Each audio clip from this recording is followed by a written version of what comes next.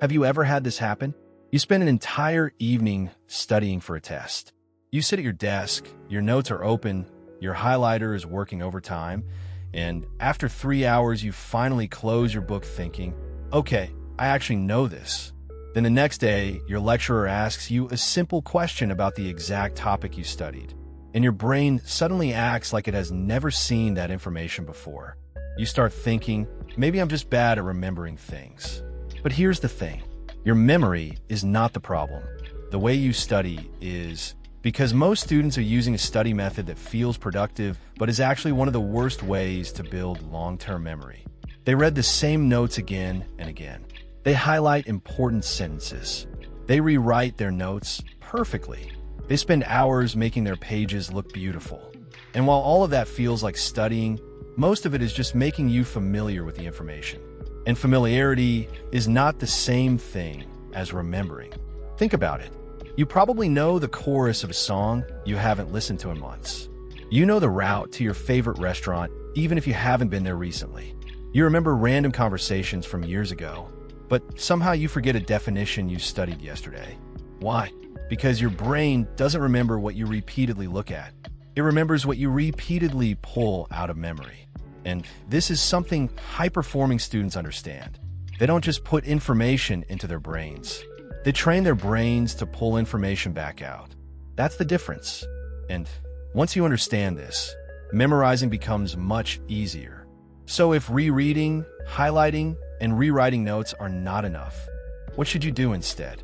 You need a way to make your brain practice remembering, not just recognizing information.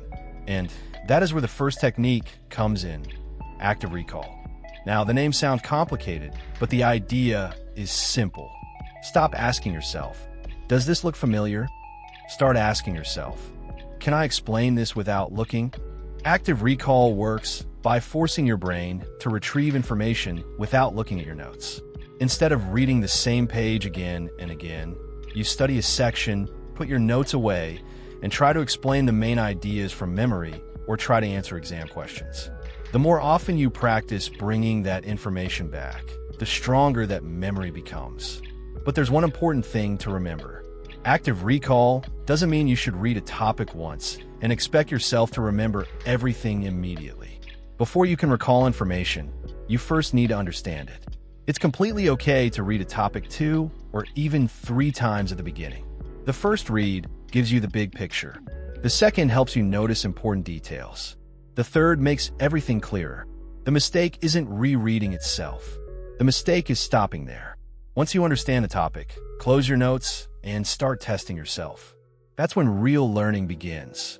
At first, you might struggle. You might only remember 3 things. And that's where most students make a mistake. They think struggling means they are bad at the topic. But struggling is actually the workout. Think about going to the gym. If you lift a weight that is too easy, your muscles don't grow much. Your brain works the same way. The effort of trying to remember is what strengthens your memory. But active recall is not the only reason some students remember more. Another difference is that they don't just memorize random words.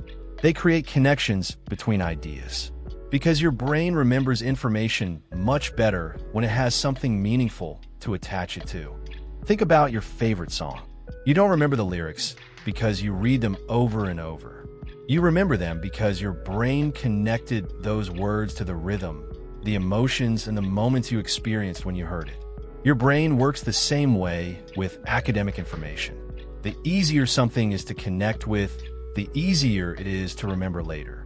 That's why some students create images, stories, patterns, or unusual examples when studying difficult topics. So the goal is not to read once and magically remember everything.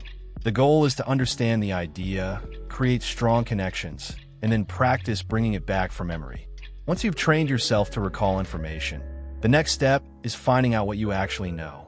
That's where the blank page method comes in. This is one of the easiest ways to discover whether you actually understand something. Here's how it works. Take a blank piece of paper, write the topic at the top, then put your notes away.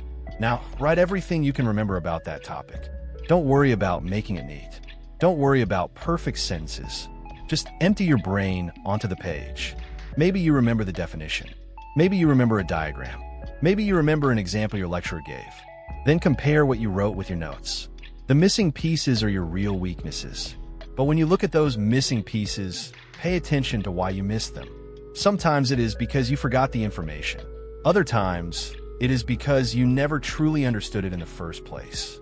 You might recognize a word because you have seen it many times in your notes, but if someone asked you to explain it in your own words, you would struggle. That usually means your brain remembers seeing the information, but does not fully understand the idea behind it. So instead of just repeating a definition until it sticks, break it down. Take a minute to look up the meaning, find a simpler explanation, or replace complicated words with synonyms that make more sense to you. Your brain remembers ideas better than random words because ideas create connections. For example, if you're studying psychology and come across the word procrastination, understanding that it means delaying something you need to do even though you know there will be consequences makes it much easier to remember. Once you understand the idea, remembering the word becomes much easier. So instead of spending 5 hours reviewing an entire chapter, you can spend 1 hour fixing the exact areas that are stopping you from getting higher marks. The third technique is something called spaced repetition, and this is where many students lose marks. They study a topic once, then ignore it until the night before the exam. The problem is your brain is designed to forget, not because your brain is broken or lazy, because forgetting helps your brain decide what information is important. If you never come back to something, your brain assumes, apparently we don't need this anymore. So instead of one huge study session, you need smaller reviews over time. Imagine you learn a topic on Monday. Review it again on Wednesday. Review it again the following week. Then review it again before the exam. Each time you return to the information, you strengthen the memory. And the best part? The reviews become faster. The first time might take 40 minutes. The second time might take 15 minutes. The third time might take 5 minutes. A little effort spread across several days beats a stressful 6-hour cram session the night before your exam. Remember this. The students who remember the most aren't always the ones who study the longest. They're the ones who study the way exams actually work. They understand first, then practice remembering. Because when you walk into the exam room, your textbook won't be there. Your notes won't be there. The only thing you'll have is your memory. And your brain doesn't remember what you repeatedly look at. It remembers what you repeatedly pull out of memory. Tonight, don't try to study for longer. Try studying differently. Pick one topic from your next exam and go through it once. When you're done, close your notes and write down everything you can remember without looking. Then compare your answer with your notes and see what you missed. That simple change will show you how much you actually understand and can completely transform the way you prepare for exams. If you find this video helpful, don't forget to like the video and subscribe for more practical study strategies. Also, let me know in the comments which technique you're going to try first.